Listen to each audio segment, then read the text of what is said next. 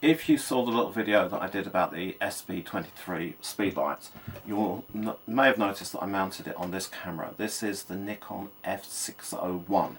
This was released in about 1990 and is a perfectly competent, very technically good single lens reflex camera, which now will cost you considerably less than a Praktica. I'm shocked that I'm saying that.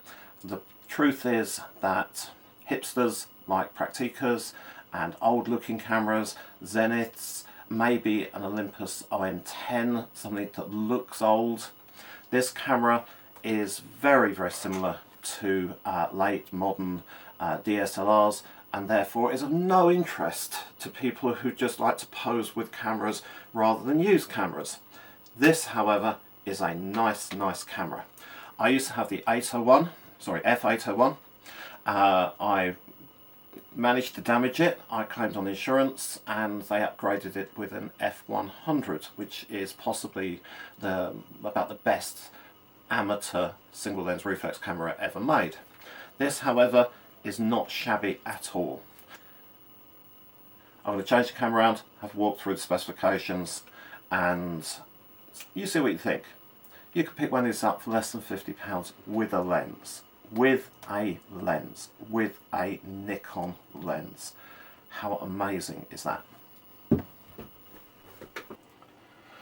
At first glance, this Nikon reminds me of a Minolta 7000. There's that kind of slightly uncomfortable angular fit to my hands. Work in progress, I'd say. However, let's have a little look around. The on-off button is placed here, which is unusual for a Nikon. And I have manual mode, I've got program, I've got shutter, and I've got aperture modes. That's really all I need. I can change the ISO. The ISO coding on this camera is DX coding, but I can override that should I have actually got a film in the camera. I have a drive which has high, single or low modes on it. I can bracket my shots.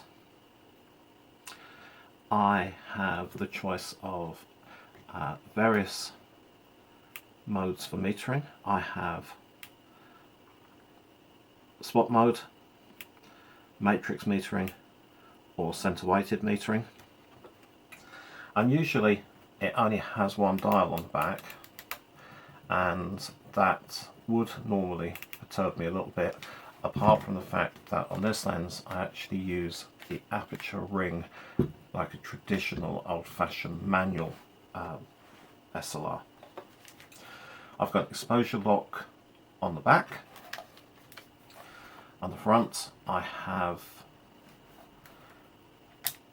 different focus aids. I've got continuous focus, I've got single shot focus, and I have manual. I have my lens release here. The battery on this camera is mildly inconvenient. This is the battery that it takes. So it takes a lithium battery, a CRP2. They're not as common as they used to be, but you can still buy them off of well-known online retailers. The battery cost is about £4 or £5. If I can put it back in. Button on the back here is for the clutch to rewind the film part way through. But it's very simple loading of the film. You just advance the film over to the red dot, close the back up, it will automatically advance the film, it will advance the film to the end, and then it will automatically rewind the film back into the camera. What I particularly like about it is this, and maybe it's just me these days, this is a threaded shutter release which will take, again, an old-fashioned standard cable release, so you don't need any electronics, you just need something that you can pick up from a cardboard sale for a couple of quid. Really, that's about it. I mean, it's kind of a hybrid in the sense that it has features which you would associate with the old manual Nikons, and it's beginning to have features that you'd have with the more advanced Nikon cameras that came a few years later. There's got to be one thing I've got to say about this though. Please, please, please, if you're thinking of getting one of these, do not confuse it with its slightly strange brother or sister, the f601M. The 601M is a manual focus version of this, but it might be the most daft thing that Nikon have ever produced. It's a manual focus camera that will not take standard manual focus lenses. In fact, all it will take are autofocus lenses in manual mode. What is the point of that? This, however, as I said before, is available for about £45–50. It is not a hipster's camera, it is a photographer's camera. So therefore it is not as fashionable as, say, a Zenith B, because this is a camera to be made, not a camera to be posing with.